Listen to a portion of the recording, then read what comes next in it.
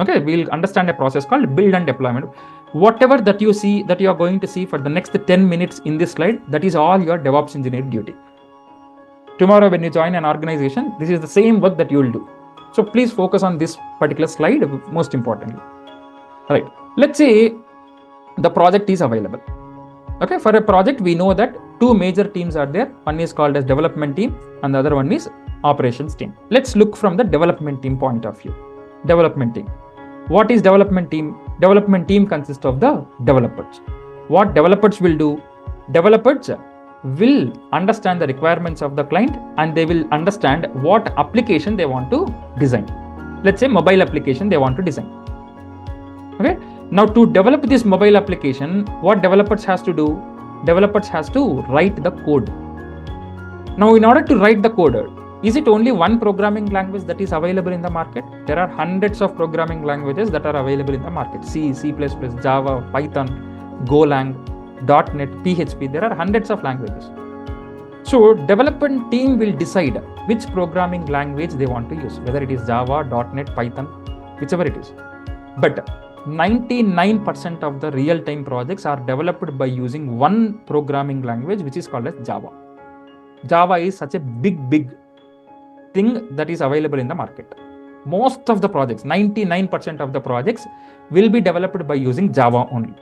Sir, do I need to learn Java as a DevOps engineer? No, it's not required. You are not a developer. We are the DevOps engineers. So you don't have to learn. Okay, right. Yeah, as a DevOps engineer, we have to create the servers also. That's the duty of the DevOps engineer, Harsh Sharma. I'll let you know. We'll see that in some time now. Right. So developers has decided they want to write the code and they have decided which programming language they want to use. Everything is done. Now, the next thing that developers will do is they are going to decide where they are going to write the code. Okay, they are going to decide where they are going to write the code.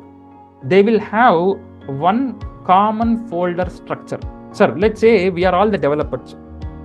If you write in your laptop, if I write in my laptop, another person writes in their laptop, is it a good way to write the code? We are writing in our own laptops.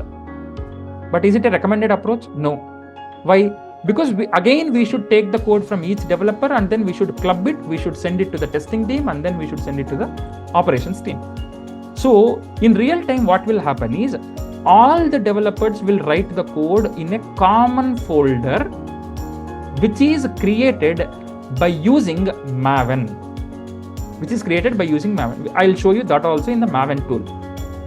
Using Maven, we are going to tell to the developers, we have created, as a DevOps engineers, we will create this folder structure by using Maven. We have to do that, DevOps engineers. We will create the folder structure and we will tell to the developers that you have to write the code in this folder structure only. Don't write anywhere in your local system.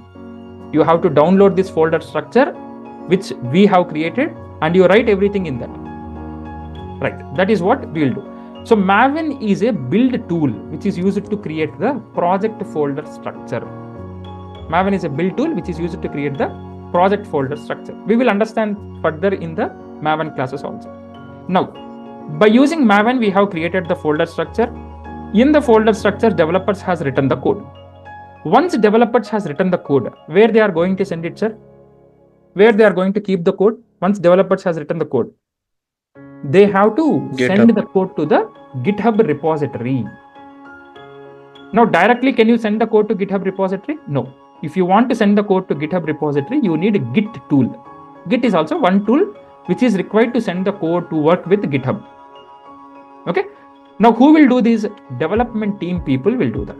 Sending the code will be done by, sending the code to the GitHub repository will be done by development team. From here, the DevOps engineers will work. That means the operations team will work. So now currently the code is in GitHub repository. Can you directly deploy that code into the servers? Amazon EC2 is a service that is available in the AWS. EC2 means Elastic Compute Cloud, which is used to create the servers. We will see that in the AWS classes. But for time being, just understand EC2 means it's used to create the servers in the cloud. Sir, you have the code. Can you directly go and deploy the code into the servers? No, we should not do that. It should be a process, step-by-step process. Now, first code has to be taken and we should integrate with the tool which is called as Jenkins. With Jenkins, we are going to integrate other tools such as Maven and SonarQube. What Maven will do, Maven will package the code. Maven will build the code. Sir, understand that building the code, developing the code, they are two different entities. They are not same. We will see that in the Maven classes, but for time being, just understand that building the code and writing the code, they are completely two different things. Writing the code will be done by developers. Building the code will be done by the DevOps engineers. Okay, writing the code will be done by developers. Building the code will be done by DevOps engineers. How we will build the code using Maven? We will see that in the Maven classes. In detail, we'll talk about that. I'm just making you understand the flow. Okay. Now, what SonarQube will do? SonarQube will test the code. Sir, testing team is testing the code. Again, why we are testing? It's not mandatory actually. Some projects will use, some projects will not use. But let's say tomorrow when you join an organization, your project is using SonarQube. So you should have an idea about that. Okay, you should know how to integrate SonarQube with the Jenkins. You should know how to do the performance of the analysis of the code using SonarQube. All these things we will see as a part of classes in the further sessions. And finally, we are going to deploy that into the servers. We are going to deploy that into the servers. Sir, are these tools sufficient to do the final deployment? No, there are other tools also, such as Docker, Kubernetes, Ansible, Terraform. These are the different other tools. We will see how those tools will help in the process of doing all of these things. Okay, so this is called as a build and deployment. Building the code or writing the code will be done by development team. Deploying the code will be done by the operations team, that is DevOps engineers.